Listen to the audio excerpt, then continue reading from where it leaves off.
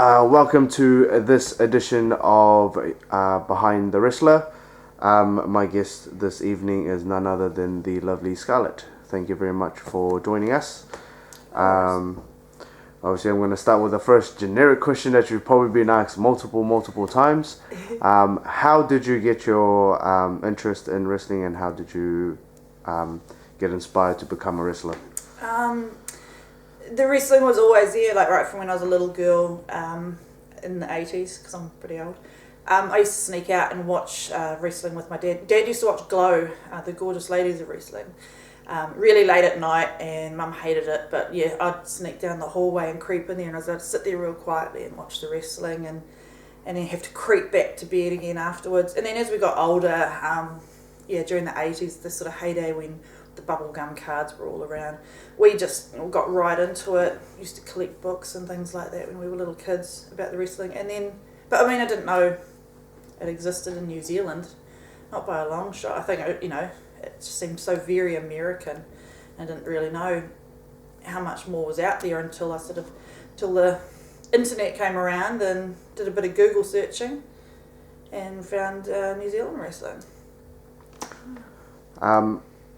You mentioned you sneaked out down the hallway to watch wrestling with your dad. How did your mum and dad react to the fact that you decided to become a professional wrestler?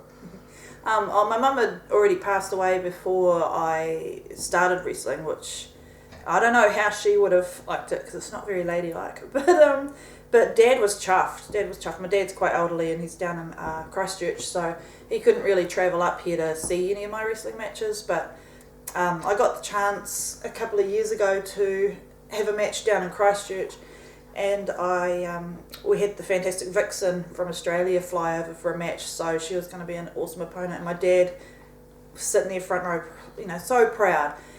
And then he was just like sitting there crying his eyes out because I won. If I'd lost the match, I don't know what he would have done. But he was very, very proud. I think he's a very sporty guy. He's very big in like rugby league circles and stuff like that. So he wanted us all to do sports, and I just don't like sports. But wrestling, that was it for me. So he was very proud.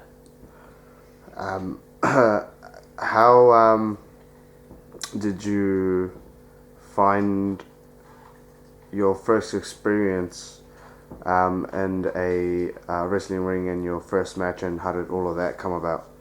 So I went to wrestling shows around New Zealand for about 10 years. Like I was there for the very first Impact Pro Wrestling show at Point Chev Primary, and I was around the scene, and so I got to watch a lot of it, but I never thought that I'd get the chance to do it.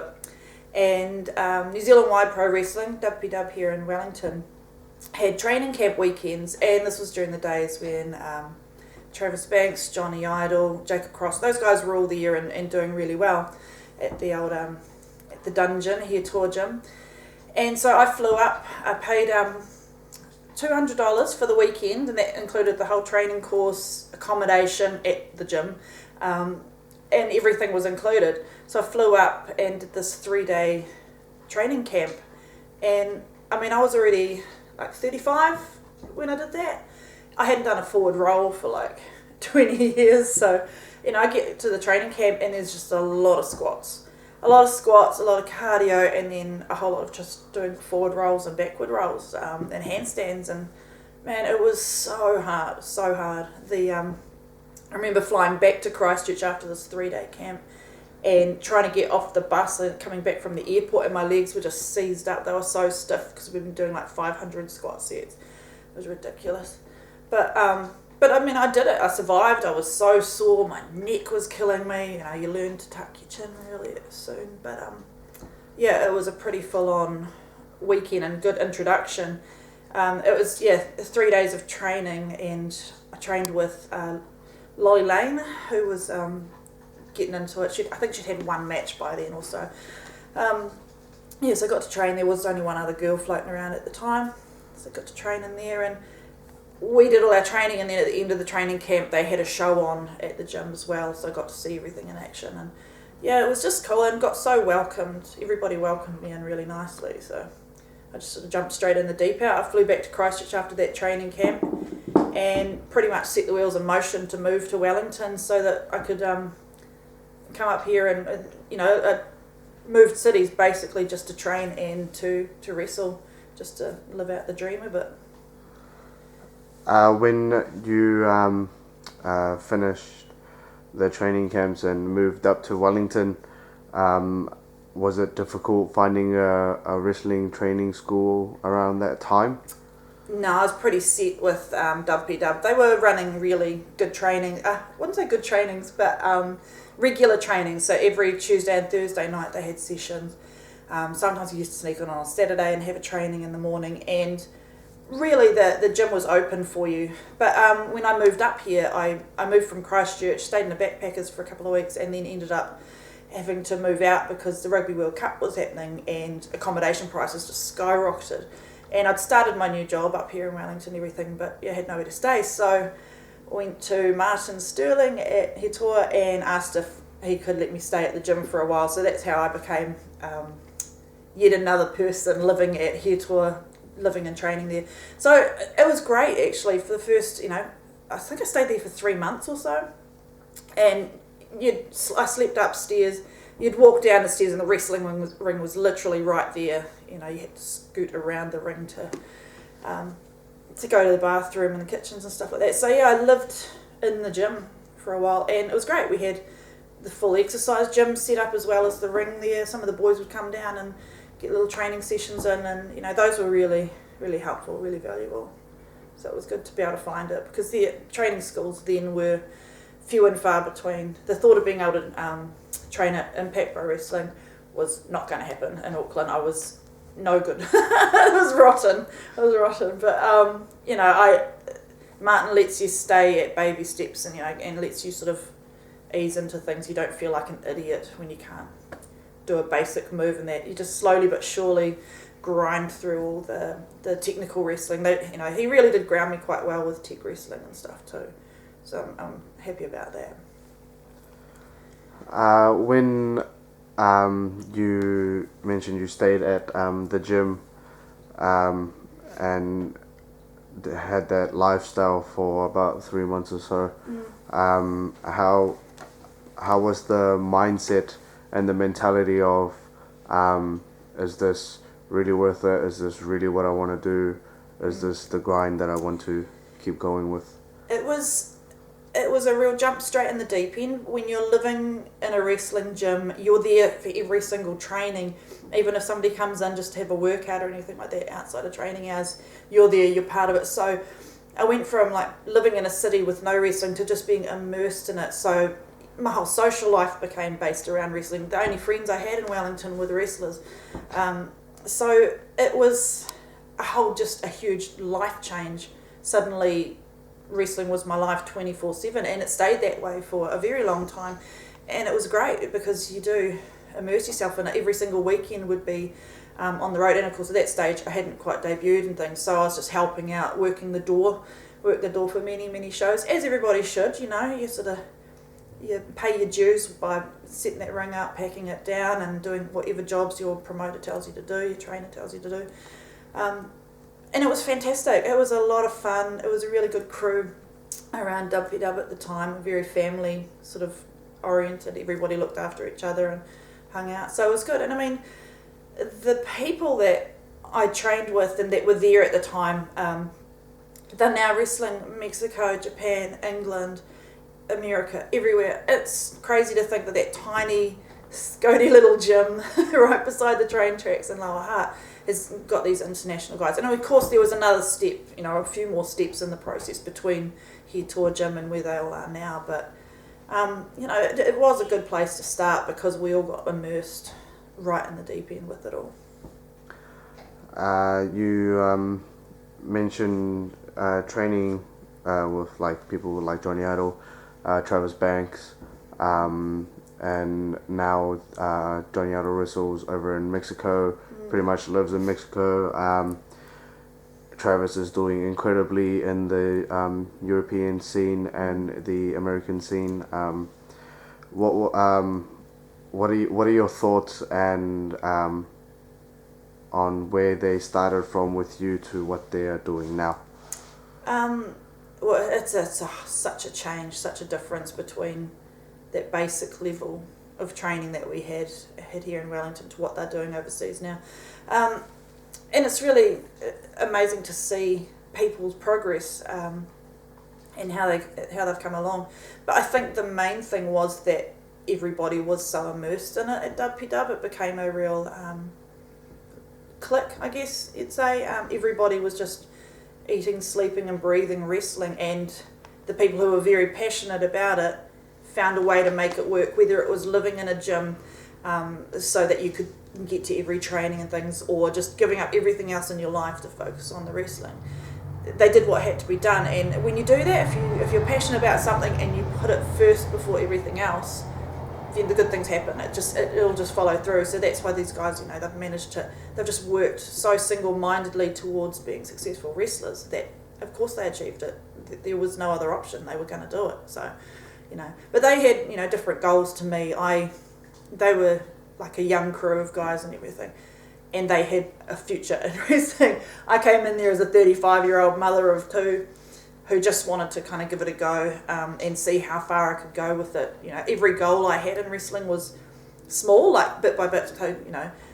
Just getting through the training camp weekend was my first goal, and then once I sort of trained, I thought, well, let's go a little bit further. Then I wanted to have my first match, and once you've had one match, you want to have another match, and you just want to keep changing your goals all the time. So other people's goals were to go overseas. I went to Australia and stuff like that, and that was awesome. So I did have goals that extended to that, but I didn't really have the dream of doing it for a living. That's not a realistic goal in your 40s, so as a female anyway.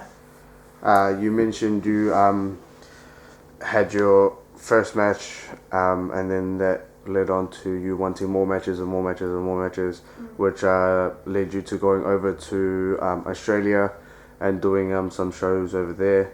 So how did all of the Australia stuff come about, and how did you find doing the shows over in Australia compared to doing the shows over in New Zealand? Yeah, getting the opportunity to wrestle in Australia was huge. I was very interested in their scene. The women over there were fantastic, and here in New Zealand there was so many limited opportunities for women. Intergender matches come around and things like that, and that was cool, but yes, otherwise you're just wrestling the same person over and over and over again. So I sort of had my eye on the Australian scene, and I flew over just to watch a couple of shows. I think it was a Wrestle Clash show and a Warzone show, one on a Friday, one on a Saturday night. So I just flew over to watch them. I went around, met everybody, shook hands, helped out, did what I could do. I think worked the door and worked the merch table and stuff, and did the raffle and things, just to help out over there, and just met some lovely people, and then came back to New Zealand after that.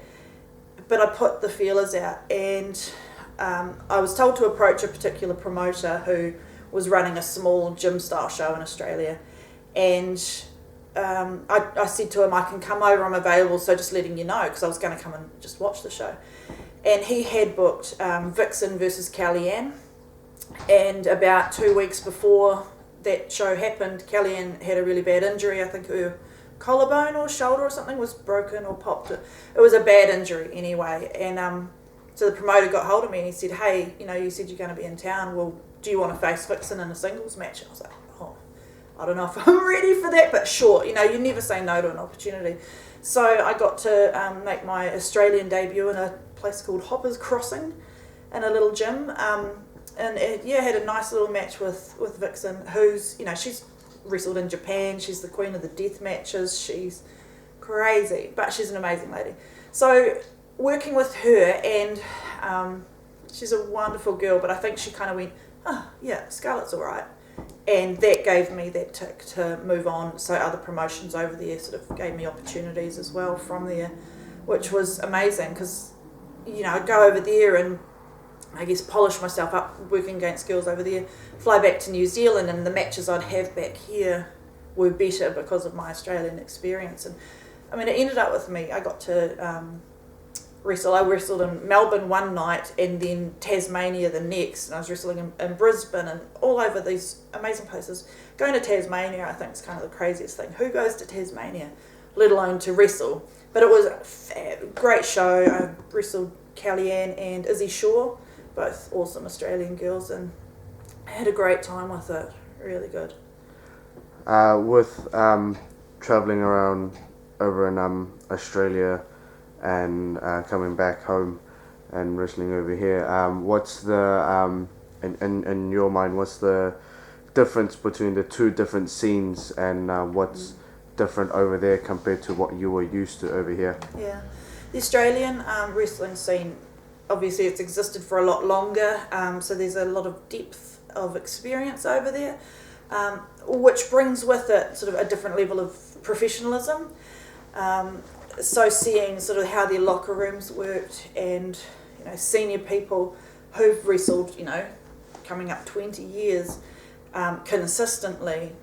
So the influence of senior people like that really flows through. So there was the locker rooms over there were very much respectful places. You knew but they didn't feel so political as here in New Zealand, because the locker room's not the place for the politics. It's kind of that's behind the scenes. So the locker rooms over there were really eye-opening, going in there and working with other people and learning from them while you're in that backstage environment. So it was quite different. Their training setups, their schools were very different to how New Zealand is. A lot of the wrestlers over there, here in New Zealand, you're kind of affiliated with a certain promotion, and that tends to be your home promotion. But in Australia, there's a whole bunch of wrestlers who are the top level, very successful guys who aren't really affiliated anywhere, because they're just journeyman wrestlers. They wrestle in a different town every night, and they just train wherever they go and stuff. So that was quite a difference. But yeah, the seniority and having those older guys and girls, not girls, but yeah, the older people around to sort of give you a clear head. Because I guess here in New Zealand,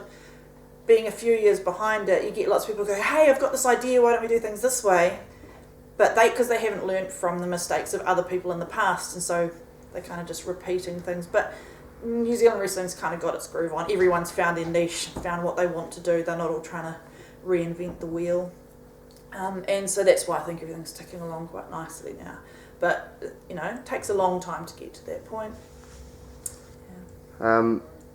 You, with, when you had your first taste of working different towns almost every night, compared to over in back home, where around that time it wasn't very continuous.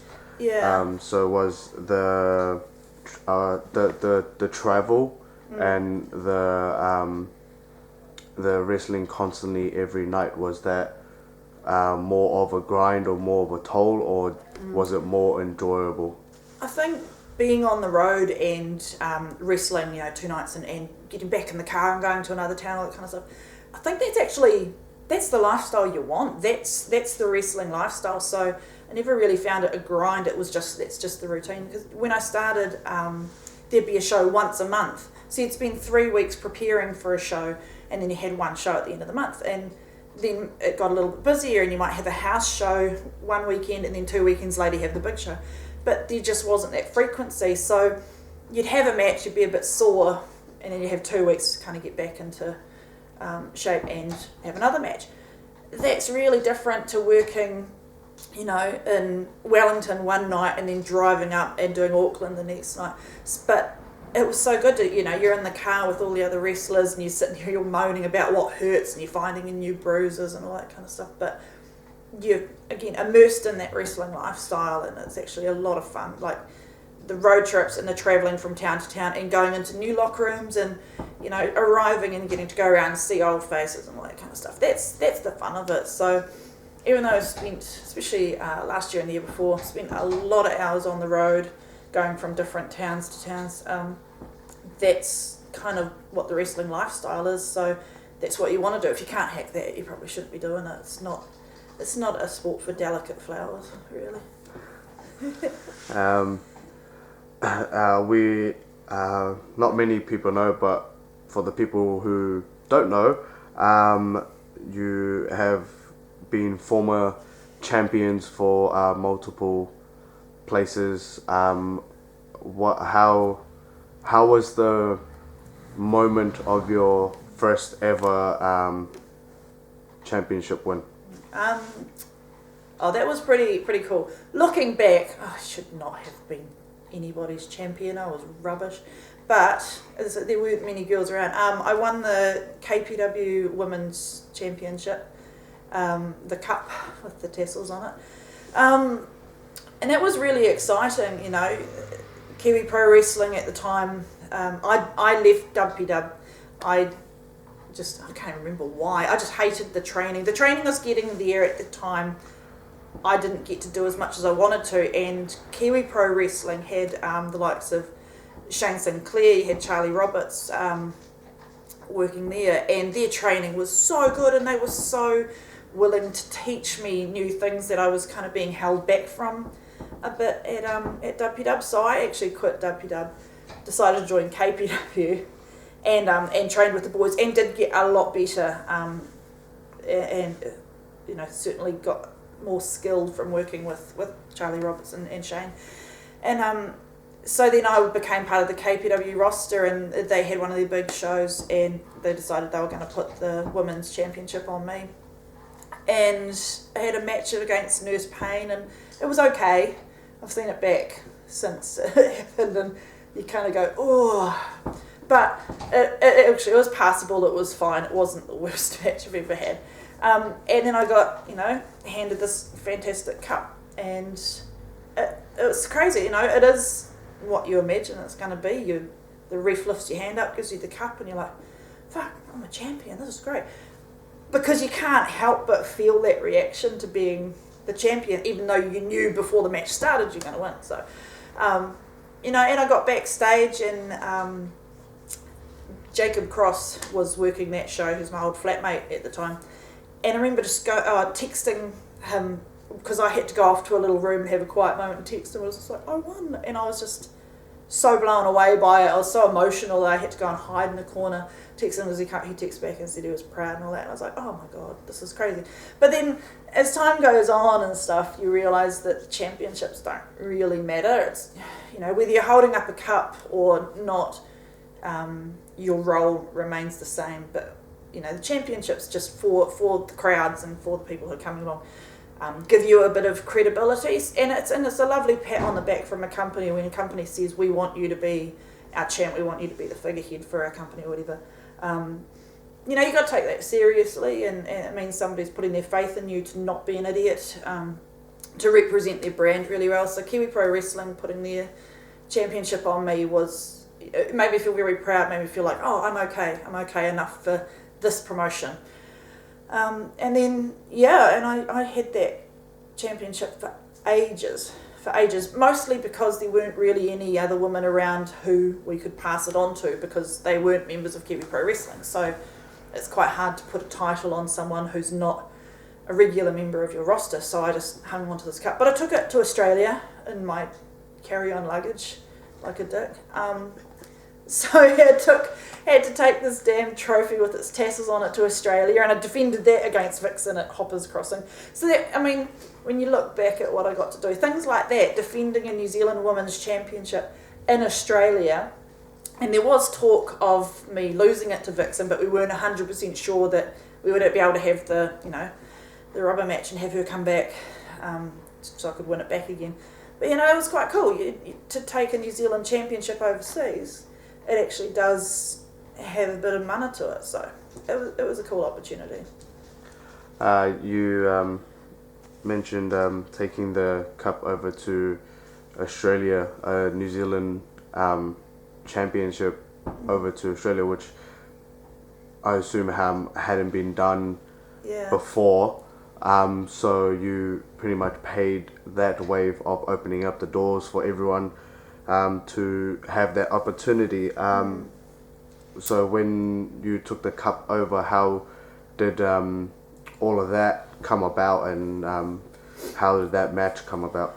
It was just Australian promoters being open to trying new things and doing new things, and it does all come back to, I think, the first times I went over there and just got to socialise and meet, I guess, the movers and shakers in Australian wrestling in that Melbourne scene, and just shaking the right hands and behaving myself and all that kind of stuff. So they thought, oh, okay, we're going to, you know, she's not going to be an idiot, so we can give this a little bit of credibility. And they put a lot of trust in me, and I met some other fantastic people through that show who ended up opening up and running Platinum Wrestling in Melbourne.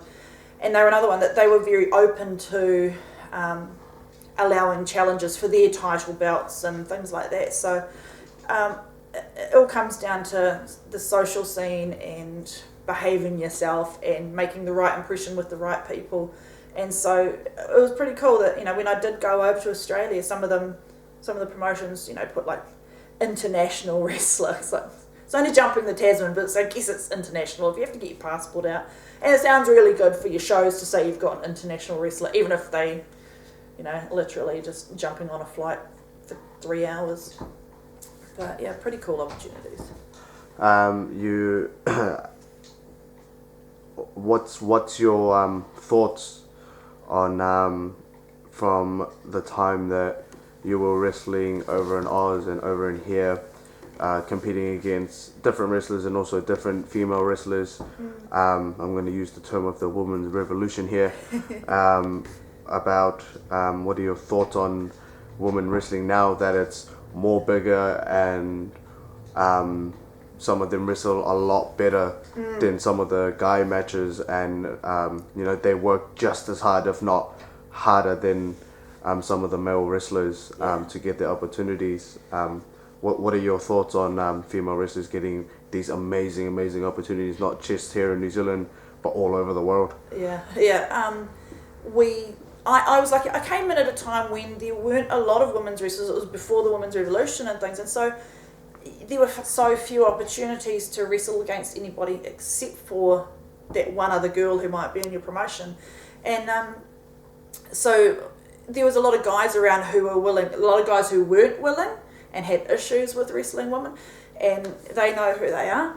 But the guys who were willing to actually step in the ring and wrestle against the women, not just here in New Zealand, but in Australia as well, and in America, when you wrestle really, really good people, you get better, and you get better faster. And so the number of intergender matches and the times I was able to wrestle guys here in New Zealand, while my counterparts in Australia and up and down the country were all wrestling against guys as well, it all meant that we were just getting that little bit better. And when you could hang in the ring with a guy, they come out and go, oh, she's not just a women's wrestler, she's a wrestler. And it makes the whole scene stronger. So it's a whole society mind shift of like, oh, actually the women can do just as well as the guys can. They're not just eye candy, they're not just there to wear sequins, you know, you're in there as a wrestler. And so that bubbling around the independent scene all occurred, where you've got women being taken very seriously. And so that sort of followed through and happened in WWE. Eventually they got, you know, the Give Divas a Chance hashtag that went off because the Bella twins, Paige and Emma, got like a couple of minutes longer for the entrances than they had for the actual match on a Raw, and people just kicked off. They're like, no, give these women a chance. And then when they give these girls the chance to perform and give them the time, they just tear the roof off. And that's what us girls have been able to do here in New Zealand. But we all, myself, I guess, JPE, Frankie Quinn, Crystal Kane, we all had the opportunities to wrestle against the boys to sharpen our skills, so that when we got opportunities given to us, the women's main events and things like that, we were able to hang, you know. Probably one of the scariest things was working for Maniacs United. It's always a bit scary for many reasons, but they gave us the main event, the first time they had a women's main event, and I was just terrified because I thought, well, they had a really big crowd, they had a hot crowd, and they'd been hot and up for the whole show, and I thought, oh, what if we go out there and we're the main event and the crowd just goes and crashes and they're not into it and they don't care. And that was like a really scary feeling. But by that stage, I think that might have been a triple threat with me, JPE and Frankie Quinn. And you know, we held our own. The crowd stayed right to the end. They were hot, they were engaged, and you know, you get backstage after it and you kind of go, shit, we did that.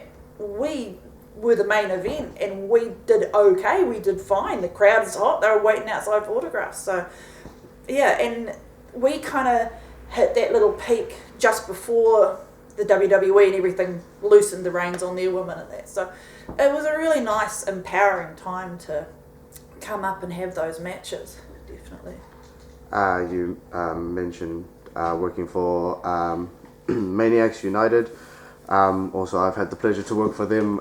We've been on the same shows at the same time. I was there when you wrestled Frankie Quinn in a no disqualification match, and I'm sure you guys were the main event of that show. Yeah. How did that match and that storyline come about, the end, the plot? How did you all feel about that? Good question. I know, yeah, well, Frankie and I just had a good run of matches. She was working heel at the time, I was working babyface, and she was just so despicable. You know, I always had that underdog babyface kind of character, where I'd just do what I wanted to do, though. You know, I'd just like give it a crack, see if this works. And she was just so despicable at the time, and the way she would get her wins and stuff. So our storyline, our feud just kind of built up until she'd just like screwed me over enough times and all that. So we had a no DQ match, and so one of the most memorable things from that match is we had a pool cue. We had all these weapons, had a great old shop at the warehouse and that beforehand, and gathered up all these weapons, and we just had the most vicious but sense-making kind of a no DQ match where anything goes, and it was great fun. And we had this pool cue, and we were just coming up, and I just like smashed it over her back, and the pool cue snapped, and I was just kind of like shocked because suddenly I've got these two sharp weapons in my hand, and I was like, oh my god. And I was thinking, can I use these in the match? I was like, oh, I can't, like, I just had to fling them away because we can't be impaling wrestlers and stuff. But it was gnarly, you know, it was stuff. I was bleeding from there. It was a full-on match, and it was probably, it seems crazy to say it was more violent because you don't picture Frankie Quinn being violent because she's so small and everything, but yeah, it was a pretty intense match, and the crowd were there for it. They were living for it, and it was great. It was one of those matches where you get backstage and go, yep, we pulled that off. It was fine. It was great. You mentioned you also got busted open in the match. How'd you find being, you know, busted open bleeding, bleeding? It might be a stupid thing, but like there's all these bucket list things I wanted to do in matches, and you know, bleeding copiously from the forehead for this one. And so I just wanted to do all this crazy stuff because it's so shocking when a woman does it, and because I'd spent a bit of time with Vixen and she became a bit of a mentor to me, and she'd done the crazy death matches and the barbed wire matches and the tables and things, and she said, babe, do it. And I was like, I should, I'll see. And opportunities, everything just opened up in a row, so that had those opportunities. The no DQ matches with Frankie Quinn, had matches with JPE as well at Maniacs, where, you know, we got thumbtacks involved and, you know, just craziness. And I got the bamboo skewers skewered into my head, so I had like a whole stack of skewers crowning my head, and that was just dumb. But it was just something I'd heard of, and I'd seen another worker do, and I asked permission and said, you know, do you mind if we steal that spot and put it into this match? Because it had been done by men, but no one had seen the women do it, and so I just thought, fuck, let's just be those women, be the ones to do that first, and it just raises the bar. And because there was such a heated rivalry between me and JPE, it was worth it. I mean, it's not the sort of thing, you don't want to be blading and you know, being covered in blood and landing in thumbtacks if no one's invested in the match. That's just dumb. But people wanted to see me kick the shit out of JPE, and they wanted to see what level she'd go to. That match with the thumbtacks and the bamboo skewers, she came out to the ring with like these massive big sticks with spinning metal blades on them. That I was like, nope, I don't want a bar of that. But you know, we just raised that level and raised the expectation for women. It's not saying women have to do deathmatch hardcore wrestling all the time, but it's just kind of going, we're just showing we can do it, you know, when it makes sense and when it it's necessary to the storyline and the plot and the story that you're unfolding. So yeah, it was cool. Lots and lots of ticks off the bucket list. You mentioned about your bucket list. This bucket list that I have also these little goals that you set yourself out to do. Yeah. What were the key things of you trying to achieve the goals and ticking off the things of your bucket list in these matches? Well, it was always the bucket list and my goals were just always extending. You know, when you achieved, you know, a 20-minute match, then suddenly you're like, well, now I want to do a 20-minute main event match.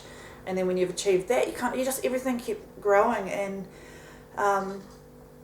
you know, you had the title belts as well. So, you know, I got the PWE Women's Championship. So then I was like, well, I want to defend this as much as I can and have maybe the most title defences, because I think with the KPW Women's Championship, I racked up so many defences of it in New Zealand and Australia that I don't think a women's title had actually been contested against so many different opponents, because within, you know, IPW had their Women's Championship, but they really only had 3 women that it bounced around between, whereas I was getting to, I can't remember, I think I had like 8 different opponents.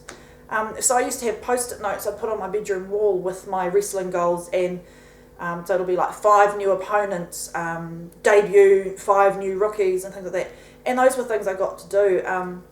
Debuting rookies, new female wrestlers, was something that I took a lot of pride in, because as I was getting towards the end of my career, I sort of thought, you know when it's starting to become time to wrap things up, so you're more focused on what can you do for the girls who are up and coming, and making sure that they're there and they're ready to set the scene. So I did get to debut a few girls here and there. Not all of them have stuck with wrestling. Some of them have stuck with wrestling, and like Bea Priestley, she and I had our her debut match at Hetour Gym. Now she's off, you know, I think she's at Stardom in Japan at the moment. She's been champion all over England. She's done bloody well. But yeah, being able to debut new girls and do it kindly, because wrestling sometimes has that initiation, like, oh, your first match, we're just going to beat the hell out of you, cover you in chops, and like, welcome to the business, rookie. And that's not nice, and that's how women leave. You can't be rough and be mean to people who are terrified. Like, walking through that curtain's terrifying, but thinking that your opponent isn't going to look after you is even worse. So I was always really pleased to debut some girls. Morta, who wrestles over in Australia, she flew over here to New Zealand, and I got to debut her for PWE. And she was so nervous, and she was in front of her whole family, but I just wanted to make sure she felt okay. And now she is just tearing it up. You know, she's wrestling so well. So those, bringing in rookies and things like that, they were bucket list things for me, but also just kind of making sure that the next generation of girls are going to be okay, that they're going to come up and stick with the business, because so many women quit. You know, they'll start dating a wrestler, and then they break up, and then they quit. And that's where they all go. It's really frustrating. How did, because for the people who don't know, Scarlett is a retired wrestler. Hopefully she's not retired for long, and hopefully she does come back. And how did you go to the mindset of, okay, this is where I'm done with this, I want to have a break, or how did all of that thoughts and planning come about, and all these different matches? I think because my wrestling career, I got to cover so much ground. I did the international shows, I got to main event, I had hardcore matches, and I think the point where I started thinking about retiring was because of Rough Guts. Isn't that terrible? Because he and I and a bunch of the other boys, we travelled on the road for, I think we did about 18 months of travelling every weekend up and down the country and stuff like that. And he and I got to have a match at Maniacs, and I think might have been the main event, I'm not sure. But me versus Rough Guts, wrestler versus wrestler. It wasn't about me being a girl. I wasn't the princess in peril needing saving or anything like that. I just went in there and had a wrestling match with Rough Guts, and it was really good, and I was really proud of it, and I thought, probably peaked here. I've probably peaked. I don't think I can do better than that. So yeah, I was like, oh, time to just wrap it up a little bit. But and I think just the wear and tear of every weekend on the road. My hips hurt, my knees hurt, my ankles hurt. I'd broken my ankle a couple of years ago. When I was kind of a rookie, about 2012, I broke my ankle, and it's never really been right. Like if you've broken bones, you know that they never really heal up 100%. It's all the tendon stuff around it. So I found that was getting harder, and I kind of thought the road life was getting tiring. I was never at home. I thought, well, I've had a really good match. I think I'm going to wind it up. I think that was August that I had that. So I knew I wanted to wrap things up, but at the same time, different promotions had me obligated in a nice way. They were expecting me to be on their next few shows, so I sort of had to come along and do those. And it was all good times, but I thought, fuck it, I'm going to pack it in. That's enough. I was turning 40 in December, and that seemed like a nice round number, a good time to stop. So, yeah, I just kind of announced that I was going to retire, and then inevitably everyone floods in with even more booking requests. So my retirement was supposed to be in October last year, and then it was like, could you just do this one in November? And I think it might have been a Hughes Academy show in December where it was like, okay, one more. So I had like a retirement match at every promotion all around. September I got to wrestle at IPW, which ticked another bucket list thing off there as well, having a match against Bruce and Ace. So I'd done that, I'd sort of worked around, and I thought, let's just wrap it up. And as for like coming out of retirement, I mean, we know how wrestlers retire. Terry funking all of our retirements. But if the right opportunity, if it made sense and if it was worthwhile, I'd probably have another match, but not just like a throwaway for shits and giggles thing, if there was some kind of meaning behind it. So, yeah, you can always tempt a wrestler back. The boots are hung up, but they're not in storage, so we'll see. All my lovely wrestling boots. What's next for Scarlett at this stage and point?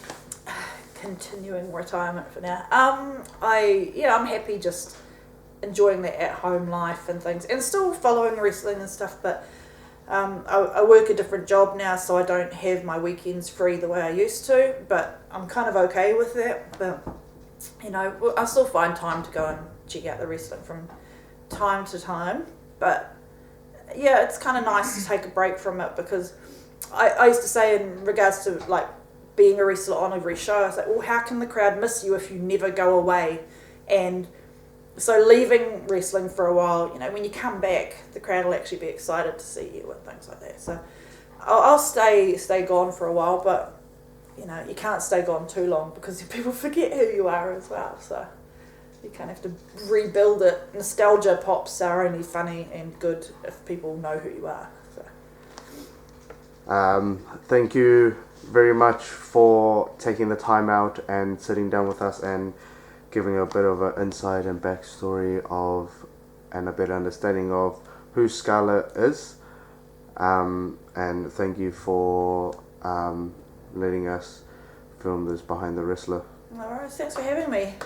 Dusting me off out of retirement for it.